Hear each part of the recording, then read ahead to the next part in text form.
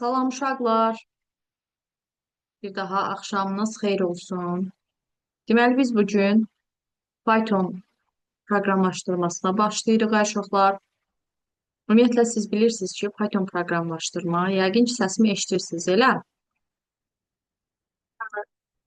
Ümumiyyətlə ay uşaqlar, Python proqramlaşdırma nədir? Python proqramlaşdırma instrumental proqram təminatına aiddir. Bax, proqram təminatını özünü biz üç yer ayırmışdıq. Sistem, tətbiqi və instrumental. Və həmin bu Python aiddir bizim proqramlaşdırma, yəni instrumental proqramlaşdırma dillərinə aid bir proqramımızdır. Salam Hüsniyə. Deməli, uşaqlar, e, Python proqramlaşdırma nə ilə başlayır? Biz bilirik ki, Python proqramlaşdırmada dəyişənlərdən istifadə olunur. Ümumiyyətlə, biz onun proqramından da istifadə eləyərək məsələlərimizi yaza bilirik. Yaxşı, bəs gəlin başlayaq görək bizim Pythonda hansı dəyişənlərimiz var? Hansı ki, riyaziyyatdan da dəyişənləri biz tanıyırıq. Riyaziyyat dəyişənlərimiz x ola bilər, y ola bilər, və yaxud da a ola bilər və ya b ola bilər, m ola bilər, n ola bilər və s. Yəni, yazanda riyaziyyatda e, məsələn yazırıq 4x plus 5 bərabərdir, tutaq ki 20. Amma burada bu bərabərlik işarəsi olaraq davam edir, adlandırırıq, belə deyim, qeyd edirik. Amma Python proqramlaşdırmada biz yazanda əvvəlcə dəyişəni yazırıq, x bərabərdir, məsələn 4, y plus 3, bax, belə bir ifadə yazmalıyıq. Buradakı 4y plus 3, x-ə mənimsədilmiş olacaq. Bax, bu Python proqramlaşdırmada olan bizim bu bərabərlik işarəmiz artıq mənimsətmə ifadəsi olaraq adlanılır. Mənimsətmə. Deməli, İndi gəlin nəyə baxaq uşaqlar? Görək bizim dəyişənlərimiz nə ola bilər? Məsələn, proqramın gedişi zamanı əgər x bərabərdir 20 yazmışamsa, y bərabərdir 30 yazmışamsa, x-in qiymətini bir də dəyişib əgər 40 yazmış olsam, mən x-in qiymətini soruşsam, mənə 40-ı qaytaracaq uşaqlar.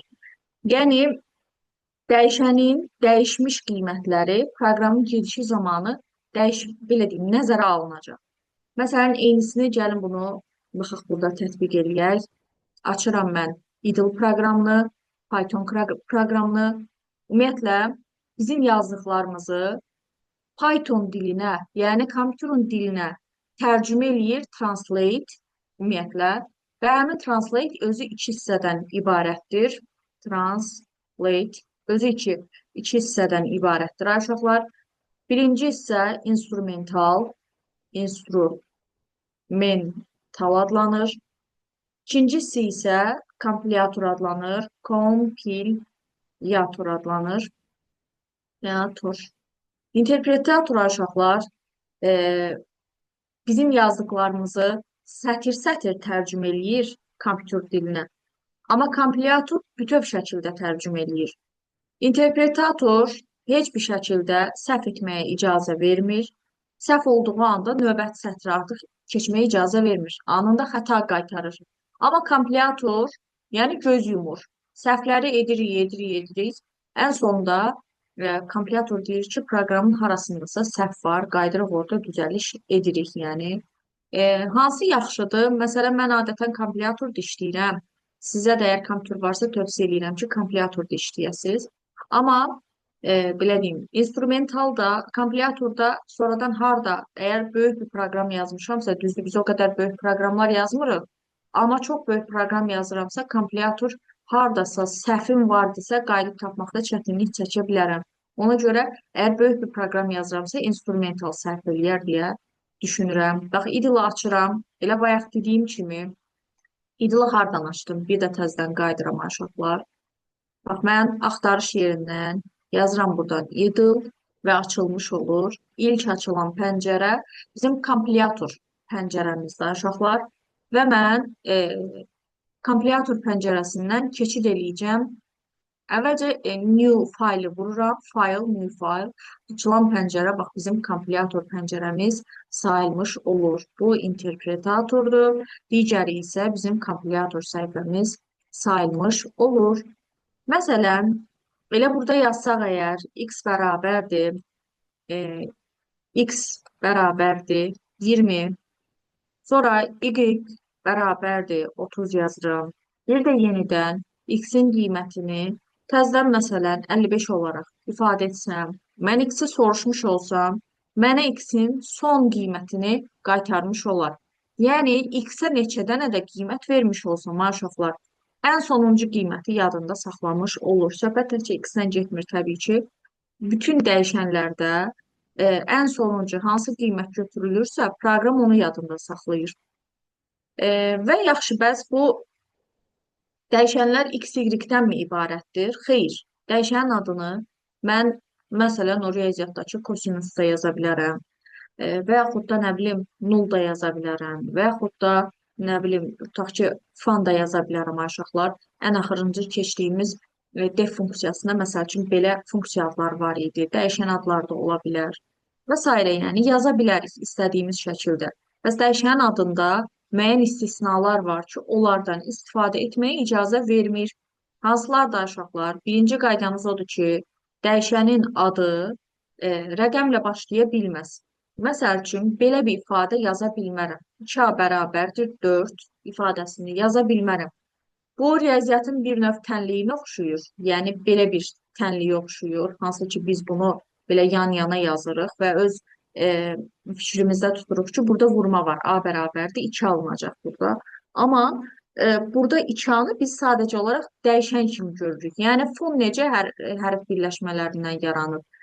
Sonra buradakı 0 necə hərf birləşmələrindən yaranıb? Bu da rəqəm və hərfin birləşməsindən yaranan bir dəyişən kimi götürür. Yəni, onu vurma kimi görmür. Ümumiyyətlə, vurma işarəsi Pythonda belə nöqtə ilə ifadə olunmur. Bu sadəcə olaraq bunu bir hərf rəqəm birləşməsi olaraq dəyişən adı olaraq görür və mən tutaq ki, müəyyən qədər yol gəlmişəm. Buradan yazsam əgər 4B rəqəmlə başlayan bir dəyişən adı yazmışam. 4B məsələn 6 yazsam, enter vururam. Anındaca deyir ki, sintaksis error var, invalid, yəni xəta olan bir addır. Sırf 4-ün üzərini göstərir ki, yəni xəta var. Normal halda yazsam ki, məsələn, BB bərabərdir 6, bunu normal olaraq qəbul etmiş olur. Dəyişənin adında ikinci bir istisnamız var, hansıdır? İkinci istisna odur ki, dəyişənin adında boşluqdan istifadə etmək olmaz. Məsələn, bayaq yazdığım o B dəyişən adı yazmışdım. İkisinin arasında boşluq qoyaraq belə bir ifadə yazsam, yenə xəta baş vermiş olar. Məsələn, baxın, B boşluq B bərabərdir 6 yazsam, yenə xəta qaytarır. B-nin üzərinə işarələməyinin səbəbi nədir? Boşluğu işarə eləyə bilmir. Yəni, ona görə B-ni işarələyib ki, ondan qabaqda yəni sintaksis error var, uşaqlar. Digər bizim istisnamız hansıdır? Digər istisna odur ki, dəyişənin adında müəyyən simvollar var ki, onlardan istifadə etməyə icazə vermir. Məsələn, uşaqlar sualdır, məsələn, nidadır, icazə yoxdur. Məsələn, uşaqlar dəyişənin adında nəyə icazə vermir? Dollar işarəsinə icazə vermir. Bu simvollardan istifadə etməyə icazə vermir. Amma altdan xəttə icazə verir. Dəyişənin adında diyez şərhi bildirir. Məsələn, gəlin bax bu diyezi tətbiq eləyək, görək bu nə deməkdir. Mən adi halda hər hansısa bir proqramı yazıram.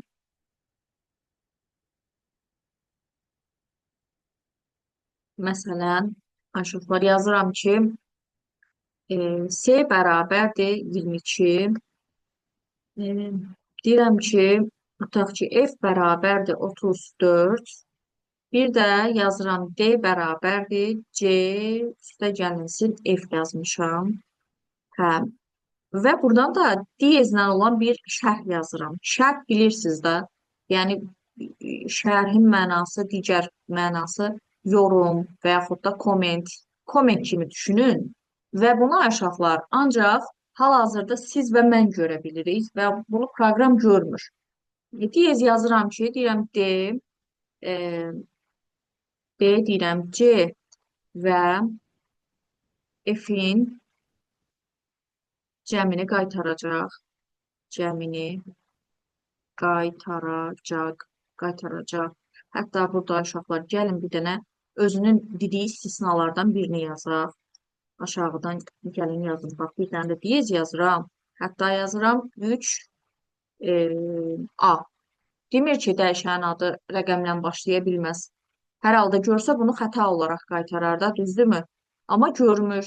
Məsələn, enteri vursam aşağılar, D-ni sorursam, mənə C ilə F-in qiymətini qaytaracaq, cəmini qaytaracaq. Yəni 22 ilə 34 olacaq 56 və mənə 56-nı qaytarır. Və 3 anı görmədiyinə görə xəta qaytarmır. Bir sözlə diyez şərh yazılır. Məsələn, Aray test bankında, hətta Koderanın özündə də elə bir sual var. Adi şəkildə hesablama aparır. Məsələn, bir də yuxarıdakını yazacağım aşağılar. C bərabərdir 22, F bərabərdir 34 yazacağım. Tutaq ki, D bərabərdir. Yazacağım ki, F çıxılsın, F çıxılsın C. Bir də yazacağım aşağılar diyezlə. Diyezlə yazaq.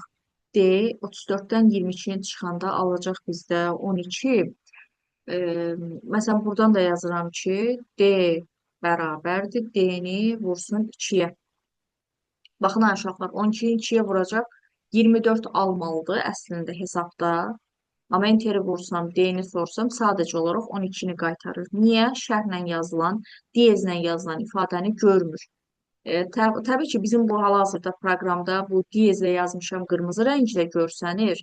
Amma kitabda yazılan ifadədə təbii ki, qırmızı yazılmayıb, qara yazılıb və cavabların içərisində 24 cavabı da var, 12 cavabı da var. Hesablama aparırıq belə ardıcıllıqla, F-dən C-ni çıxırıq, 34-dən 22-ni çıxırıq, 12, 12-ni də rahat şəkildə 2-yə vururuq, 24-ü alırıq. Amma diyezə mütləq diqqət edin. Bir ifadənin qabağında diyez varsa onu hesablamamalıyıq. Yəni bir proqram görmürsə biz də onu hesablamamalıyıq. Yəni bu şəkildə. Daha sonra aşağılar, bu oldu bizim istisnalarımız. Dəyişənin adı rəqəmlə başlaya bilməz. Dəyişənin adında boşluqdan istifadə etmək olmaz. Dəyişənin adında müəyyən simvollar var ki, onlardan istifadə etmək olmaz. Dəyişənin adında altdan xəttə icazə var. Diyezdə şərhi bildirmiş olur. Bir digər istisna isə aşağılar, biz o Unicode ASCII-ni öyrənmişdik təbii ki. Bax, oradan Unicode ASCII-də necə ASCII əlifbasını görmüşdük, orada böyük hərflər var idi. A-dan Z-ə qədər böyük hərflər, balaca A-dan balaca Z-ə qədər kiçik hərflər, 0-dan 9-a qədər rəqəmlər və bir çox işarələr, simvollar və s. Belə-belə ASCII əlifbasında 256 dənə simvolumuz var idi uşaqlar. Eyni şəkildə də bu Python proqramlaşdırmada böyük hərflərlə kiçik hərfləri bir-birindən fərqləndirmiş olur uşaqlar. Məsələn, böyük A bərabərdir yazsam əgər 9, 9. Bir də balaca A bərabərdir 3 yazmış olsam aşağılar. Mən böyük A-nı sorursam, baxın mənə 9-u qaytaracaq. Yəni bizim normal Azərbaycan əlifbasında 32 hərf var və heç vaxt təsəvvür edin, böyük hərfləri ayrı, kiçik hərfləri ayrı keçmiş olsaq, əlifbamızda 64 dənə hərf olar. Amma biz elə keçmirik. Biz A hərfini keçəndə elə həm böyüyünü keçirik, həm balacasını və deyirik ki, əlifbamızda 32 dənə hərf var. Yəni alma sözünü mən belə də yazsam, bu almadır. Alma bərabərdir. Məsələn, 6 yazmışam. Böyük hərflə də alma yazsam bərabərdir 7. Bizim üçün hər ikisi eyni şəkil, eyni ifadəni verir. Amma mən burada balaca almanı sorursam, mənə 6-nı qaytaracaq. Yəni, nə deməkdir? Proqram böyük hərflərlə kiçik hərfləri fərqləndirir. Sanki biri X ifadə edir, biri Y. Yəni tamam başqa hərflər olduğunu o qəbul edir yəni. Bu da olur belə. Dəyişənin adında böyük hərflərlə kiçik hərflər bir-biri ilə tamamilə fərqləndirilir. Qalan bütün ifadələri istədiyimiz şəkildə yaza bilərik. Məsələn, dediyimiz kimi yaza bilərik. Nul yaza bilərik. Tutaq ki, indi biz oraya heç nə yazmadıq deyə, bərabərlik yazmadım deyə xəta qaytardı. E, Hansı ki, ən son dərslərimizdə biz yazmışdıq. Nə bilim, def bərabər də 6 yazsam, e, o bir dəqiqə defi funksiya olaraq gördü, üzr sayın. Məsələn, fun bərabərdir 5 yazsam qəbul eləyir. Nə bilim, e, adam adı da yazsam, yəni tutaq ki, yazaq bura fidan bərabərdir 8 qəbul eləyir. Nə bilim, futbol yazıram, bərabərdir 5 yazsam. Yenə qəbul eləyir. Dəyişənin adında nə istəsə verə bilər. İngilis ifadələrindən də. Bəzən proqram ingilis dilində olan ifadələri oraya yazır. Proqram çox geniş görsənir və məsələn çaşbaş uşaqlar qalır ki, yəni burada nə demək istəyir? Deyirəm sadəcə olaraq oraya yazıb ki, tutaq ki, nə bilim ingilis dilində bir ifadə bərabərdir 8 x kimi təsəvvür eləyin onu. Bu da olur belə. İndi baxaq görək dəyişənlərin hansı tipləri var? Hansı dəyişən tiplərimiz var bizim? Gəlin onlara baxaq. Dəyişənlərin tipləri yazıram. Yəqin ki, siz də mən yazdıqca uşaqlar yazırsınız. Dəyişənlərimizin tipləri. Məsələn, rəngdən götürək. Dəyişənlərin tipləri. Deməli, hansı tipi götürürük? Birinci götürürük tam ədədlər, tam tiplər, tam tiplər, tam tiplər. Necə adlanır? Integer adlanır. Integer adlanır uşaqlar. Integer və kompüterdə yazılanda, proqramda yazılanda int olaraq qeyd olunur. Integer tam ədədlər yazılanda da eyni şəkildə belə yazılır. Sonra tam ədədləri də bilirik də 3, 5, 8, 1000, 1200 və s. bildiyimiz tam ədədlərdir. Bir var həqiqi ədədlər, həqiqi tiplər, həqiqi tiplər. Bunlar adlanır float adlanır uşaqlar. Deməli, float elə proqramda da float olaraq qeyd olunur. Həqiqi ədədlərimizdə, məsələn, uşaqlar 3.0 həqiqi ədəddir. Amma 3-ün özü tam ədəddir uşaqlar. Bunların aralarında bu arada vergüllər var. Məsələn, 5.0 yazılırsa həqiqi ədəddir. Amma 5-in özü tam ədəddir. Yəni, riyaziyyatla qəti şəkildə qarışdırmayaq. Biz belə baxanda deyirik ki, bu da 5-dir, tam ədəddir. Xeyr. Nöqtə yanında 0 varsa, proqram onu həqiqi ədəd kimi qəbul etmiş olur. Bundan başqa uşaqlar, nə bilim, 4.2 və yaxud da 9.5, 100.8 və s. nə istəsək, yəni yaza bilərik. Əsas odur ki, onlar həqiqi ədəddir. Bütün kökaltı ifadələr, bütün kəsr ifadələrin hamısı həqiqi ədəd sayılmış olur.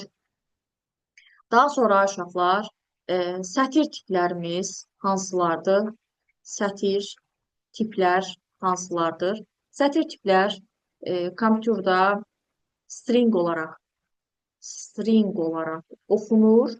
Yazılanda da STR olaraq yazılmış olur. Sətir tipləri dırnaqda yazılan ifadələrdir. Məsəl üçün, bu da dırnaqda yazılırsa, 3 dırnaqda yazılırsa sətir tipi görünür. Daha sonra 3.0-ı da yazmış olsam, dırnaqda yazılırsa sətir tipi olaraq qəbul olunur. Dırnağın içərisində kitab da yazsam, yəni mətn tipli bir ifadə də yazmış olsam uşaqlar, yenə də sətir tipi götürəcək. Yəni dırnaq bir sözlə dırnağın içərisində yazılan ifadənin tamamilə dəyişir. İçində rəqəm də yazsan, 3 rəqəmli bir ədəd belə yazmış olsan, mətn də yazsan, tək hərf də yazsan, 3 sözdən ibarət bir söz birləşməsi yazmış olsan da, yenə onu sətir kimi qəbul edəcək. Əsas odur ki, hər iki tərəfində dırnaq olmuş olsun. Bu olur sətir tiplər. Daha sonra bir de var bizim siyahı tipimiz. Siyahı tipi. Siyahı tipi aşağılar list olaraq qeyd olunur. Elə proqramın özündə də list olaraq yazılmış olur və aşağılar iki kvadrat mötərizənin içərisində yazılan ifadələr adlanır siyahı tipi və siyahı tipi aşağılar özünün içərisində bütün tipləri saxlaya bilir. Necə ki, bayaq dırnaq deyirdi ki, e, mənim iki dırnağın arasında nə ifadə yazılır yazsın. Üç təhlikdə tam ədəddirmi? Dırnağın içərisinə düşdüsə sətir tipi olur. 3.0 təhlikdə həqiqi ədəddirmi? Dırnağın içərisində artıq sətir tipi olur. Eyni ilə bu siyahı tipi də deyir ki, mənim içərimdə əgər iki kvadrat mötərizəmin içərisində əgər yazmış olsan bir float ədəd və ya yazmış olsan bir tam ədəd, hətta aşağılar yazmış olsaq bir sətir tipi bir ifadə, məsələn, belə bir ifadədə yazmış olsaq, biz bunları ayrı-ayrı yox, bax bu iki kvadrat mötərizənin içərisi bütöv bir siyahı adlanmış olur. Bütöv siyahı, bu arada bu nöqtədir. Yəqin ki, mən dedikcə başa düşürsünüz nə deyirəm. Bu float tipidir, tam tip, sətir tipi aşağılar. Siyahı tipi özünün içərisində bütün tipləri aşağılar saxlaya bilir, adı üstündə siyahıdır. İndi deyirsiniz ki, ay mənim sətirlə nə fərq oldu ki? Sətir də dırnağın içərisində hər şeyi yazmaq olur. Axı bu siyahı şəklində də aşağılar görürsünüz, hamısının içində vergüllər var. Siyahı deyirik, yəni bir sözlə içərisində birdən çox element var içərisində. Hər bir cür tip var. Bu olur belə. Digər bir tipimiz də var ki, bu bizim məntiqi tipimizdir. Məntiqi tipimizdir. Məntiqi tipi kompüter qəbul edir bul olaraq, bul tipi elə yazanda da bul olaraq qəbul edir. Və məntiqi tiplərimiz hansılardır? İki dənə tipimiz var. O yazılanda, deməli, kompüterdə yazılır narıncı rəngdə. Mən də narıncı yazacağım. True, bir də false olaraq ifadələr bizim bul tiplərimizdir. Məsələn, aşağılar deyirik ki, 3 böyükdürmü 5-dən? Sual verirəm. Mənə qaytaracaq aşağılar false-u. Yəni, yanlış. False yanlışdır. True isə doğrunu bildirmiş olur. Desək ki, 3 böyükdür 0-dan. Bax, bu ifadə mənə true'nu qaytarmış olar. Bu oldu belə. Bax, oldu bizim tiplərimiz. Məsələn, gəlin elə tiplərini də soruşaq. Mən yazdıqca dəftərinizdə siz də qeyd edin onların yazılış qaydalarını. Məsələn, A bərabərdir 5 yazsam, deyirəm ki, type tipini soruşuram. Hansı dəyişənin? A dəyişəninin aşağılar. Enter vursam, class int qaytarır. Class sinifdir. Int isə integer, tam tipə aid bir tipdir. A dəyişəni. A-nın qiyməti 5 olduğuna görə. Sonra aşağıdan yazaq ki, B bərabərdir, tutaq ki, 4.8 yazmışam. Type mötərizənin içərisində B dəyişəni. Enter vursam aşağılar float qaytarır. 4.8 float tipində, yəni həqiqi ədəd olduğuna görə bizə float'u qaytarmış olacaq. C bərabərdir, hər iki dırnağın içərisində yazmış olsaq, məsələn, səhər, enteri vururam, type tipini sorursam, mötərizəni açaq bağlayaq. Hansı dəyişənin? C dəyişəninin təbii ki, enteri vursaq, class setiri qaytarmış olacaq. Yəni, sətir tipində bir ifadədir, aşağılar. Hətta gəlin sətir tipi biraz qaranlıq qaldısa, C bərabərdir, sətir tipinin içərisində ədəd də yazaq. Məsələn, 7 yazıram. Enter vururam. Type aşağılar. C-ni soruşuram. Enter vururam. Yenə sətir qaytarır. Dırnağın içərisində nə yazsaq, sətir tipində ifadə alınmış olacaq. Yeni bir siyahı yazaq. A bərabərdir. Kvadrat mötərizələrin içərisində yazaq bura 4 virgül yazıram. Sonra 5.6 yazıram. Biri tam tip, biri sətir tipi, biri float tipi. Bir dənə sətir tipində bir ifadə yazaq. E, Məsələn, yaşıl yazıram. Vergül qoyuram. Hətta gəlin bir dənə də bull tipi yazaq ha, uşaqlar. Bull tipindəki ifadələrimiz true idi da, düzdürmü? True. Hətta vergül qoyuram. Yazaq buradan false. False kimi bir ifadədə yazıram. Gəlin A dəyişəninin tipini soruşaq. Type-ı soruşmuş olsam A dəyişəninin enteri vursam mənə listi qaytarmış olacaq. Aşağılar bura qədərən problem varmı? Sual varmı? Hə? Əla. Digər yoldaş, Zeynəb sənsən? Bax, bildim, Hüsniyə səsindən tanıdım.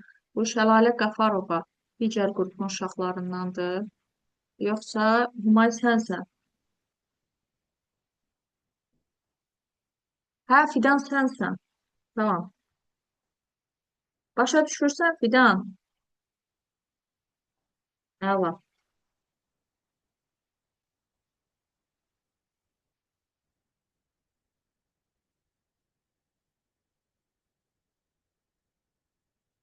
Hə, bu oldu belə.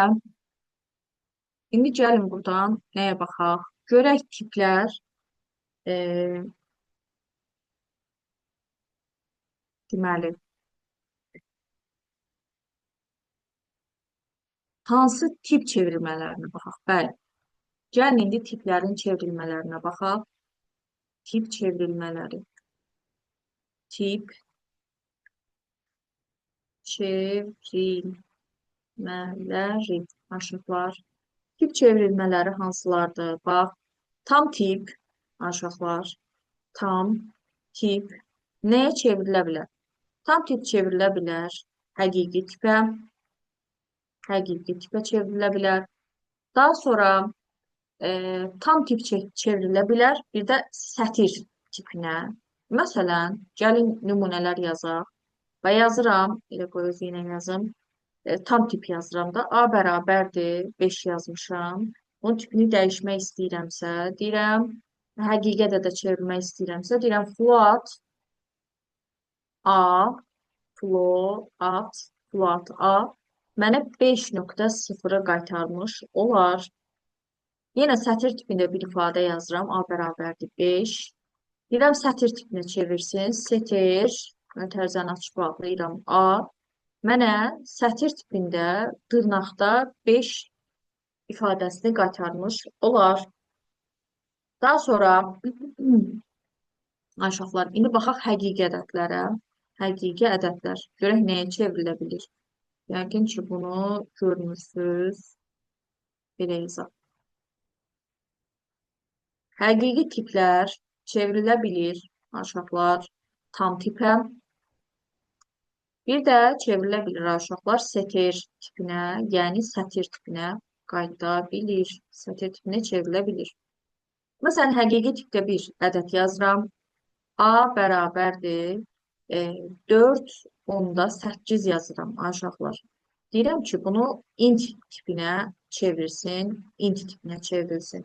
İndi 4.8-in tamını götürsək, riyaziyyatdakı kimi qarışdırmayın. Nöqtədən sonra, vergüldən sonra 4-dən böyük ədəddirsə əgər yuvarlaqlaşdırıb 5 götürürük də riyaziyyatda, düzdürmü? Yəni 5-ə yaxın ədəddir deyə. Amma Python elə deyil. Proqram sadəcə olaraq tamını götürür. Yəni cavab olaraq çıxacaq buradan 4. 4.8-dən 5-i çıxartmır. Elə tam olaraq 4-ün özünü götürmüş olur. İndi sətir tipinə çevirsəm, A bərabərdir 4.8 yazmış olsam, desəm ki, bunu sətirə çevir, mənə dırnağın içərisində 4.8-i elə olduğu kimi çap etmiş olacaq. Bu olur belə. Daha sonra bir digər tipimiz hansıdır? Bir digər tipimiz bizim sətir tipimizdir. Sətir tipi, aşağılar, biraz fərqlidir. Sətir tiplərimiz, gəlin, bunları bilən, buradan yazaq. Sətir tipi çevrilə bilir. Bəzən, tamam, bəzən həqiqətə də, bəzən yazacağım buradan, bəzən həqiqətə də, bir də həmişə siyahı tipinə çevrilə bilir. Siyahı tipinə çevrilə bilir. Niyə bəzən yazmışam uşaqlar? Məsələn, sətir tipində bir ifadədir, A bərabərdir. Dırnağın içərisində yazaq ki, bura e, 14 yazmışam. Deyirəm bunu tam ifadəyə çevir. İnti vururam. İnt A mənə 14-ü qaytarır. Tamam, yəni dırnağın içərisində əgər ədəd varsa, tama çevirə bilir. Yox, əgər ay uşaqlar A bərabərdir. Dırnağın içərisində məsələn, nə yazaq? Dırnağın içərisində OTK yazacağam. OTK yazacağam. Yazmış olsam uşaqlar, bunu desəm ki, intə, yəni tama çevir. OTK-nın nətəri tam bildiyimiz ədədlərdir. Yəni tam e, e, Azərbaycan dilində keçirilən bir ifadə deyil. Belə deyim də, mətnlərlə bağlı bir ifadə deyil. Yəni bildiyimiz ədəddir. O TK-nı necə ədədə çevirsin?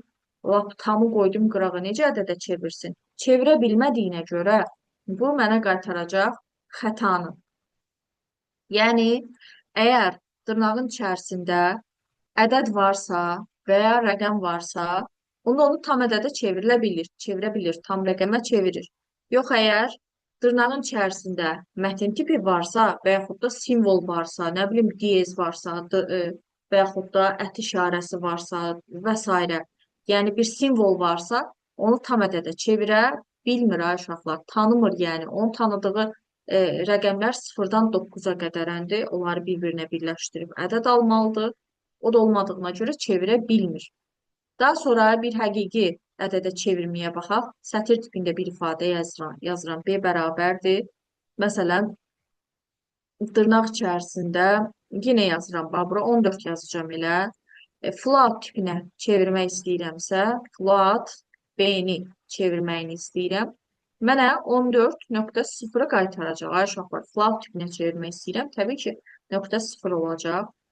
Amma yox, əgər dırnağın içərisində yenə OTK yazmış olsam, desəm ki, bunu float həqiqi ədədə çevir, yenə də xəta qaytaracaq.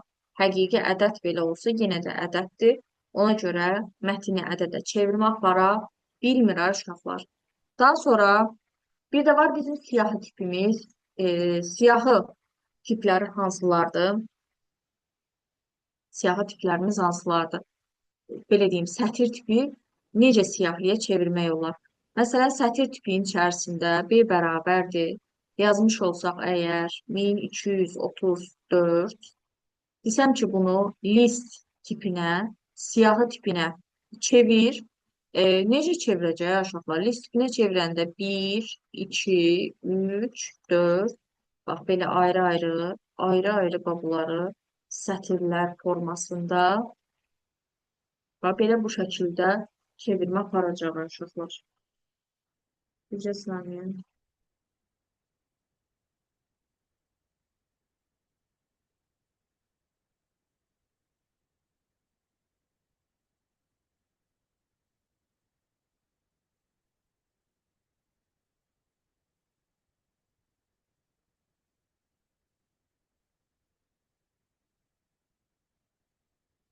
Aha. Daha sonra uşaqlar, əgər bir də onu qeyd edeyim ki, siyahının sətrin içərisində mətin tipi yazılmış olsa, məsələn, B bərabərdir, dırnağın içərisində nə bilim, yazaq ki, sınaq. Yazaq ki, sınaq. Desəm ki, onu list tipinə çevir. Sətrin içərisində, siyahının içərisində S, vergül I, vergül N, A, Q, bax, belə bir ifadə qaytarmış olar. Hamısı dırnaqda. Ayrı-ayrılıqda hamısı dırnaqda. Bircə saniyə.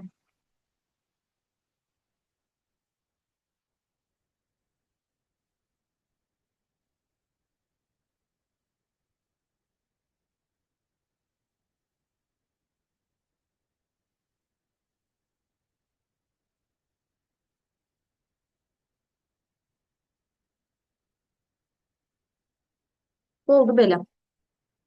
Aydın olmayan nəsə var ay uşaqlar?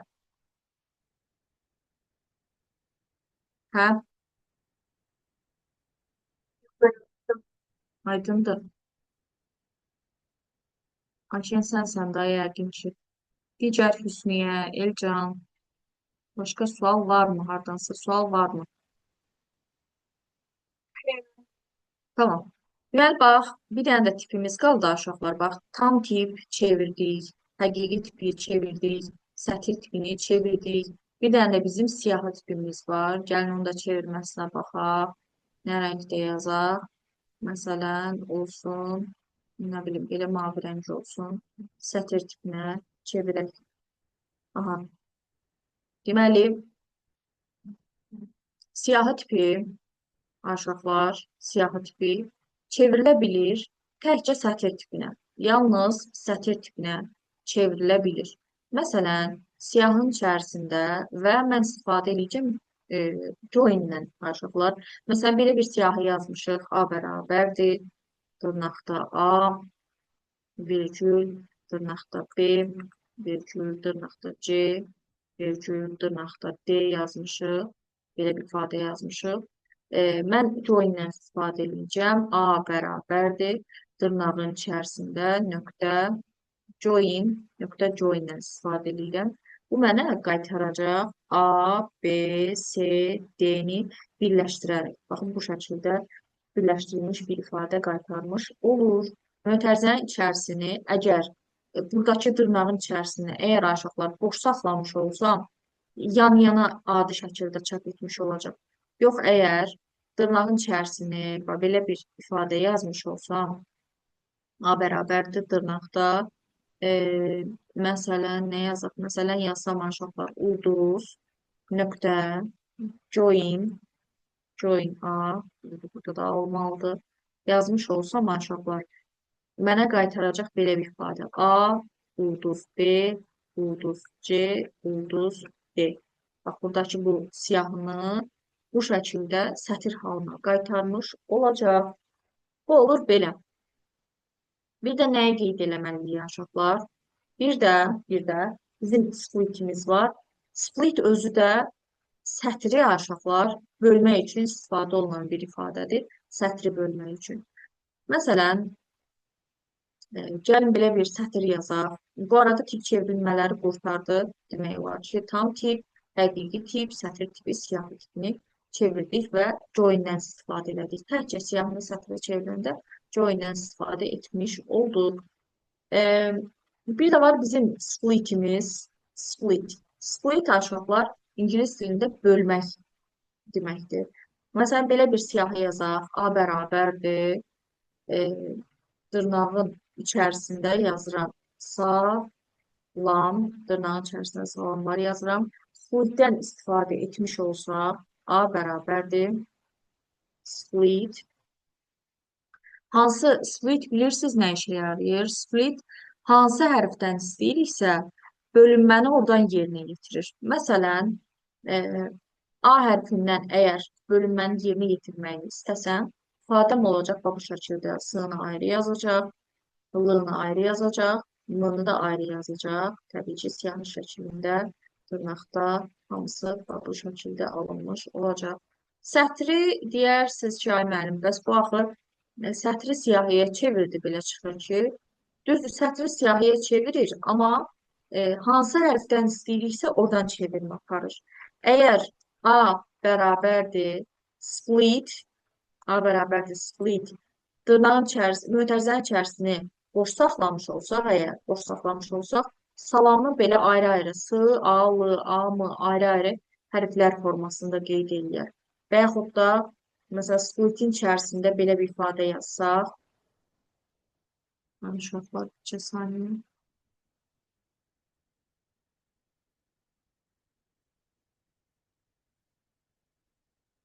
Gəlin xatamıza.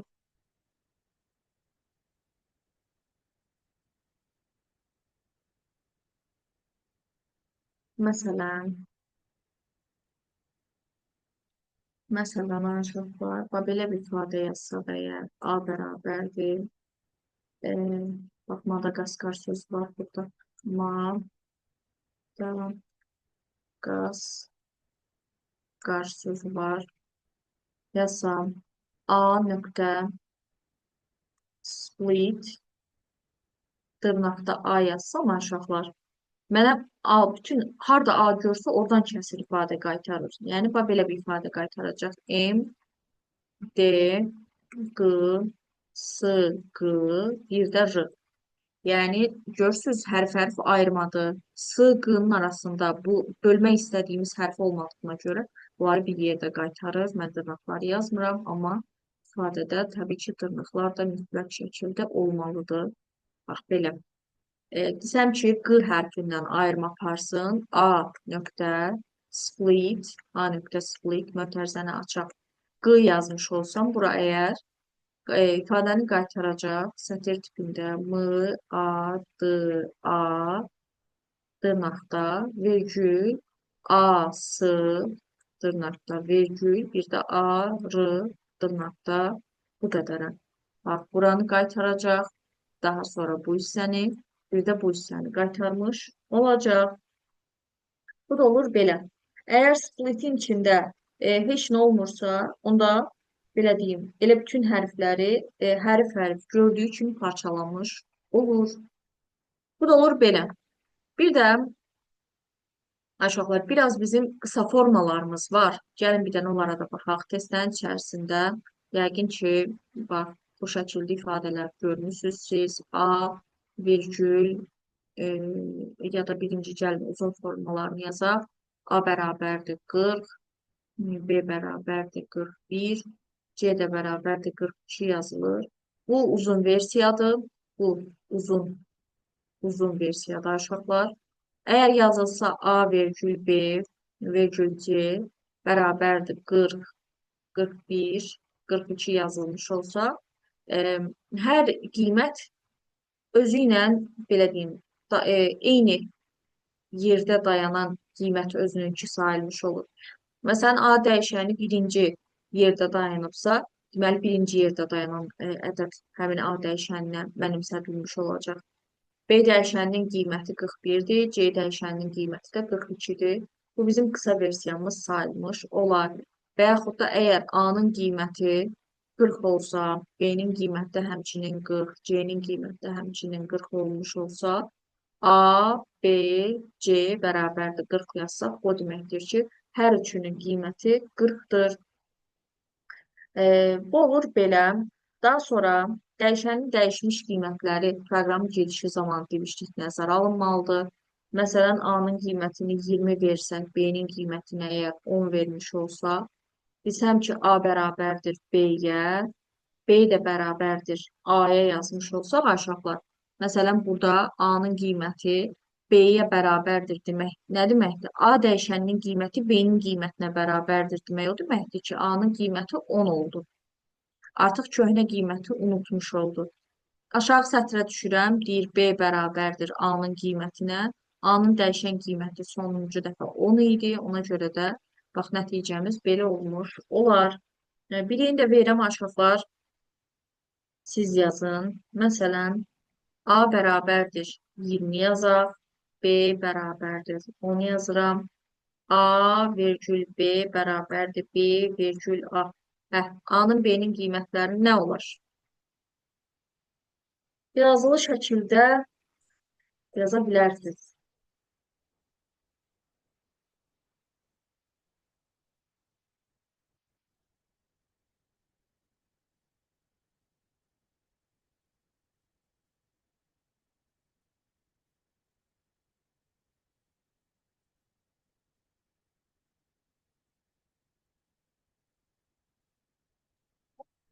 A10, B20. Hə, uşaqlar. Elcan, yəqin ki, sən də belə tapırsan, elə?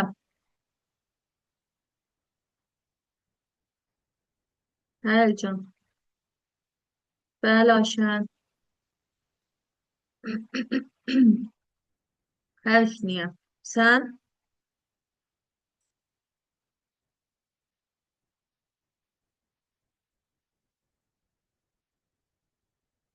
Hüsniyə, eşidirsənmi məni?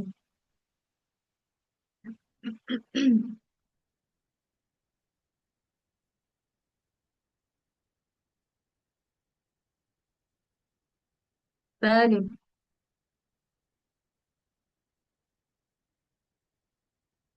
bax Elcan, axı, axı.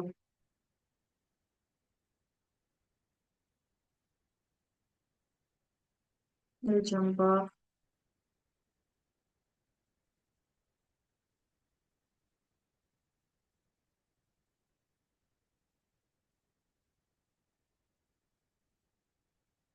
gör bununla bunun arasında nə kimi fərq görürsən Elcan? Bəli, hı? Elcancığım,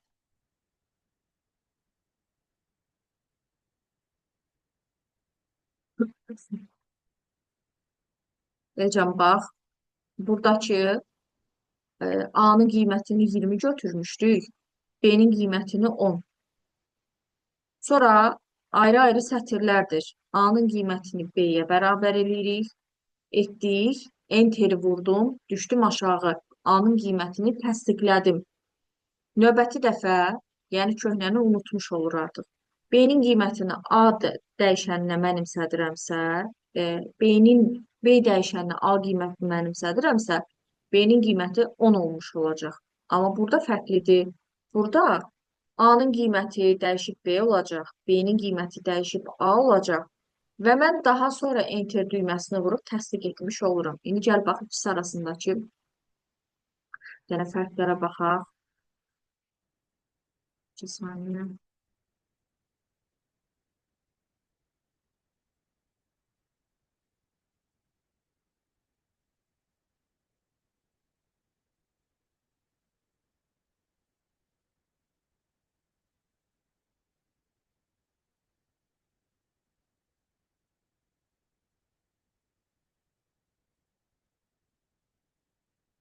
Mən edəcəm. Eyni ifadələri gəl bax buradan yazaq.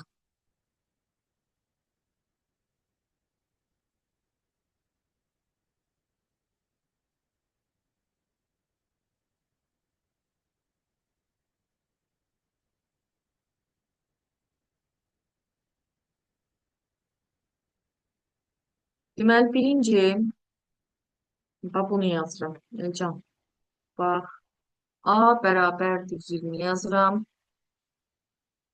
B bərabərdir 10 yazacağım. 10 yazaq. A vergül B bərabərdir B vergül A yazsam. Enter vurub A-nı sorsam 10 qaytarır. B-ni sorsam 20 qaytarır. Aydın olur. Hə?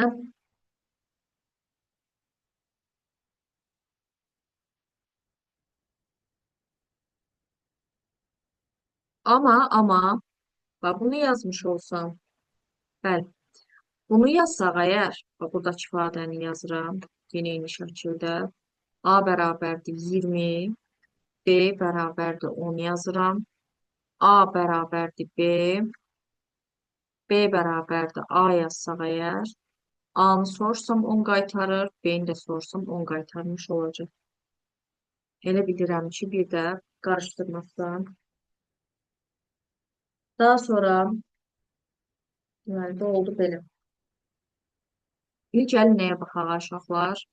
İndi gəlin bir neçə dənə də tam ədədlər üzərində əməliyyatlara baxaq. Tam ədədlər üzərində əməliyyatlar.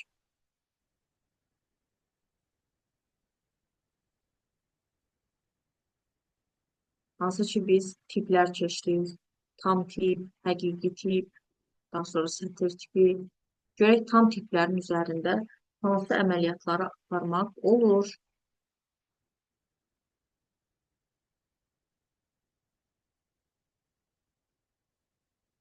Tiplər üzərində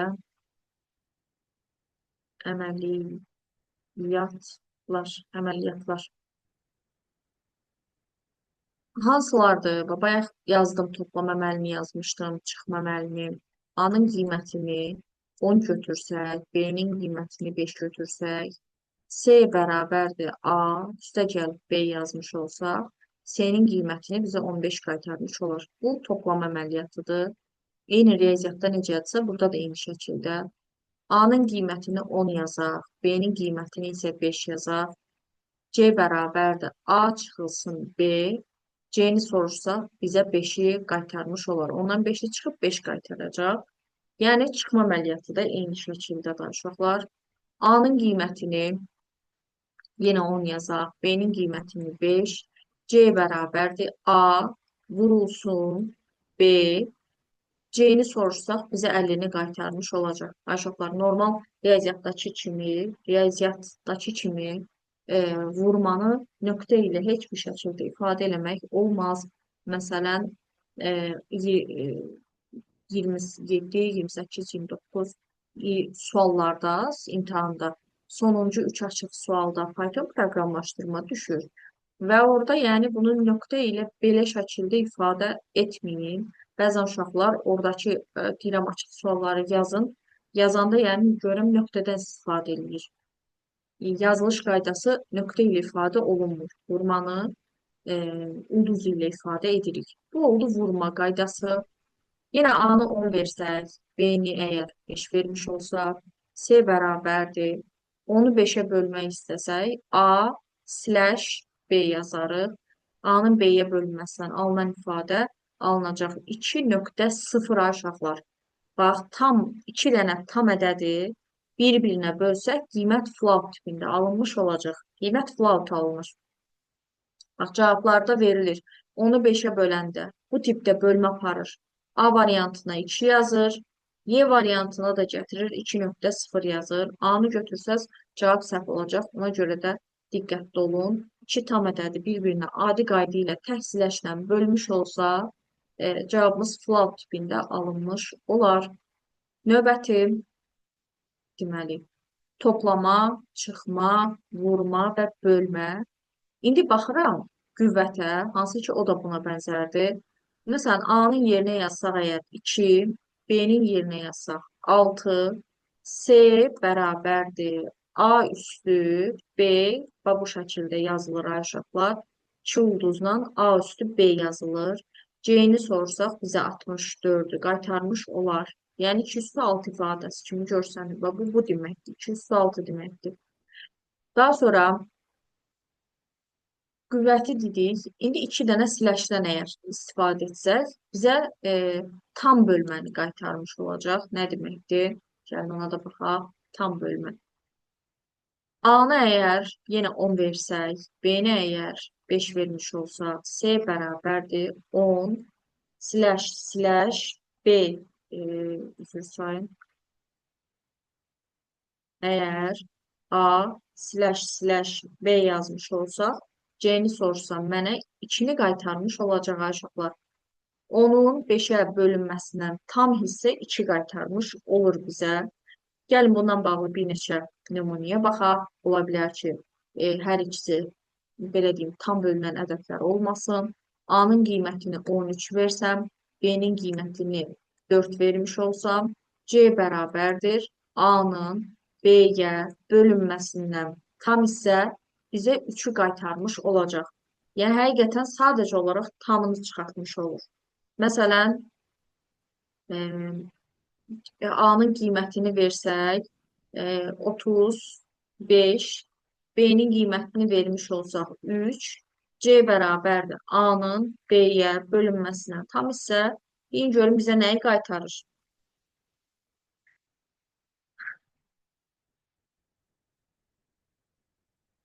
Hı? Nəyi qaytarır bizə?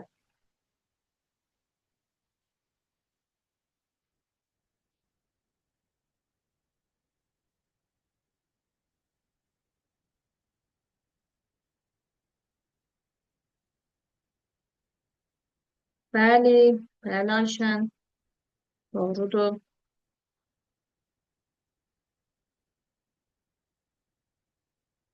Hə, başqa? Bir sən.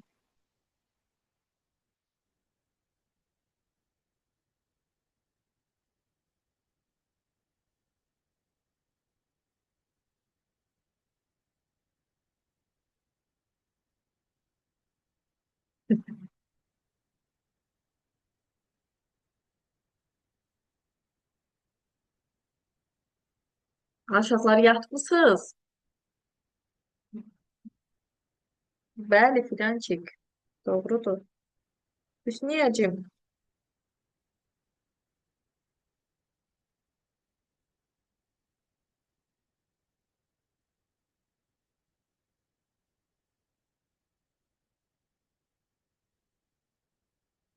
11.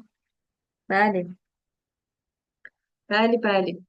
Cavab 11 olacaq. Doğrudur. Deməli, bu olur belə. Aşağılar bax. İki slash tamı qaytarır. Məsələn, e, 14-ün 14-ün 5-ə bölünməsindən tam hissə 2-dir. Daha sonra e, nə bilim 16-nın tutaq ki, 3-ə bölünməsindən tam hissə 5-dir. Və yaxud da e, nə deyək, 6-nın tutaq ki, 4-ə bölünməsindən tam hissə 1-dir. Əgər bölünən, bölünən tərəf böləndən kiçik olmuş olarsa, yəni ifadə bax bu şəkildə olarsa, 5 bölünsün 14 olarsa aşağılar. Tam hissə nə qayıdacaq? Tam hissə 0 qayıdacaq. 5-in içərisində 0 sayda 14 var. 3-ün içərisində 16 0 saydadır. 4-ün içərisində 6 0 saydadır. Böləndən kiçik olmuş olarsa, tam hissə bizə 0-ı qaytarmış olar. Növbəti bir də qalıq hissənin tapılması var. Məsələn, elə eyni bayaqkiləri var. Buradakıların hamısını yazıram. A bərabərdir 13, B bərabərdir 4 olsa, C bərabərdir A-nın B-yə bölünməsindən qalıq hissə faiz qalığı bildirir. Qalıq hissə bizi 1-i qaytarar. 13-ün içərisində aşağıda 3 dənə tam var. 3-ü 4-ə vururam. 12 üzərində 1 gəlsəm 13 tam olmuş olacaq. Yəni orada qalıq 1-dir. Daha sonra birini də gəlin yazaq. Məsələn, A bərabərdir. Orada 35 yazmışdıq. B bərabərdir. 3 yazıram. Hə, indi bayaqki kimi yenə tapaq. C bərabərdir A-nın B-yə bölünməsindən qalıq hissənə qaytarar. Kim yatmış, kim oyaq?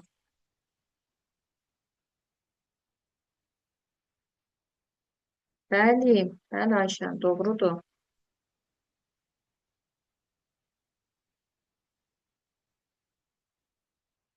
Doğrudur. Bəli. Hüsniyəcim sən?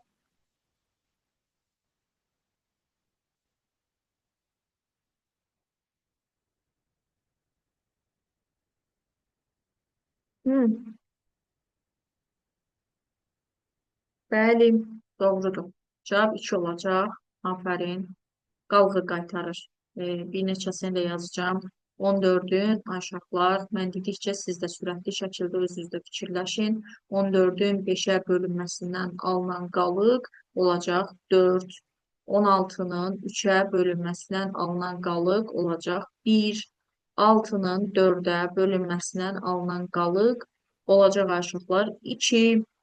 Əgər aşağılar burada da böləndən kiçik olmuş olarsa, yəni 5-in 14-ə bölünməsindən qalıq hissə elə 5-in özü olacaq. Sanki 5 dənə qələmimiz var və 14 nəfər arasında bölüşmək istəyirik. Bölə bilmədiyimizə görə elə yerdə 5 dənəsi də qalmış olacaq. Böləndən kiçik olmuş olsa əgər, elə qalığı bölünənin özü olaraq götürürük. Yəni 5-in öz olaraq götürürük. 3-ün 16-ya bölünməsindən alınan qalıq elə 3-ün özüdür. 4-ün 6-ya bölünməsindən alınan qalıq elə 4-ün özü olmuş olar.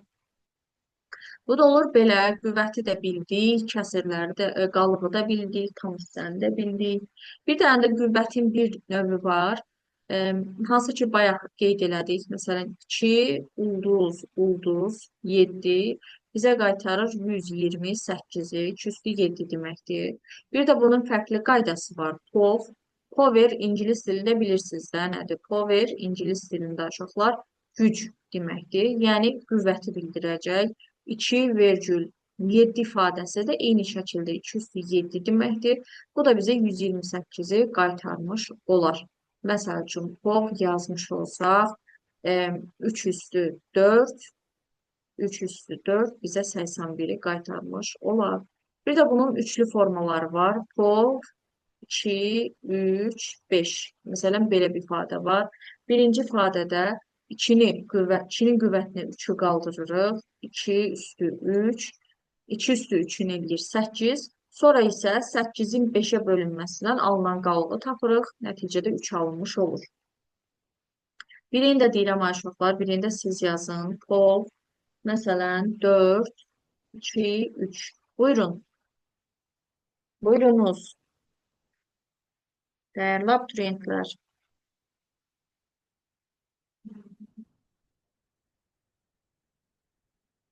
Bəli, doğrudur Ayşən.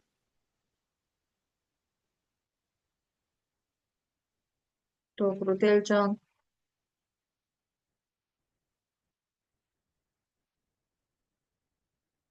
Doğrudur Fidan.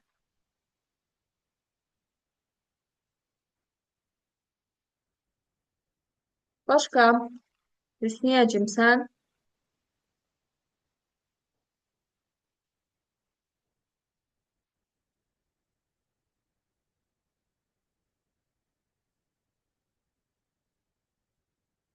Hüsniyə.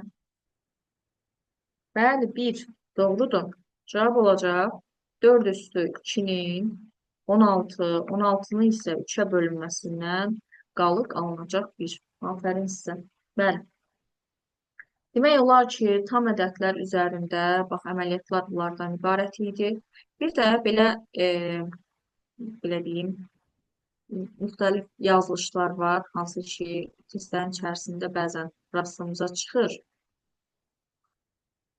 Yəni onlara da baxaq. Və belə yazılışlar olur. A bərabərdir 4 yazmışamsa, A plus bərabərdir 3 və belə bir ifadələr ola bilər. Bu o deməkdir ki, A-nın özünün üzərinə 3 gəlirik. Yəni A-nın qiymətini sorsaq bizə 7-ni qaytaracaq. Məsələn, A ifadəsi yazıram 6. A çıxılsın bərabərdir 2 demək o deməkdir ki, A-nın öz qiymətini 2 vahid azaldırıq. Yəni 6-dan 2 çıxacam. A-nın qiymətini sorsam bizə 4-ü qaytarar.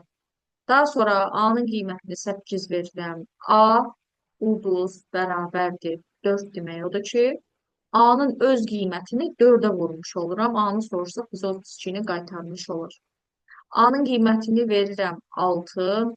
A 2 ulduz bərabərdir 2 demək odur ki, 6-nın kvadratını tapırıq. 6 üstü 2-nin A-nın qiymətini sorsaq 36 qaytarmış olar. Bölmə də eyni şəkildə A bərabərdir 8 desək, A təhsiləş bərabərdir 4 demək. A-nın öz qiymətini 4 dəfə azaltmaq deməkdir. A qiymətini sorsam 2,0 qaytarmış olar. A-nın qiymətini 8 versək, A hər ikisi siləşi yazmış olsam bərabərdir 3 yazsam, tam hissəsini qaytarmış olacaq. Cavab 2 alınmış olar. A-nın öz qiymətini yenə verirəm.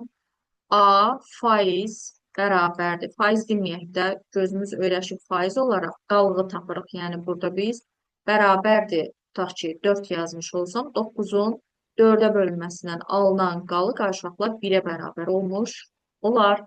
Yəni bu tipdə yazılışları görsəz, yəni çaşmayın ki, nəyisə yanlış yazılmayıb əslində. Sadəcə olaraq belə say yazılış formalarıdır. Yəni mənası özünü 3 dəfə artırmaq, özünü 2 dəfə azaltmaq, özünü 3 vahid azaltmaq, 2 vahid azaltmaq, 4 dəfə artırmaq, qüvvətə qaldırmaq, bölmək və s.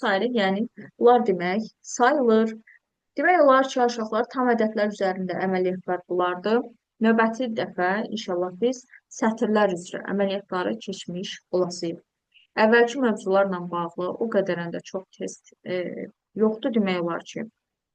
Amma nə tapsam yenə də sizə göndərəcəm. Hardasa az sual olur ilk bölümü ilə bağlı. Bu qədər uşaqlar. Başqa sual varmı? Yox, Ayşən. Yoxdursa, əgər digər şagirdlərində dərsimizi yekunlaşdıraq. Sağ olun uşaqlar, növbəti dərsə qədər. Sağ olun.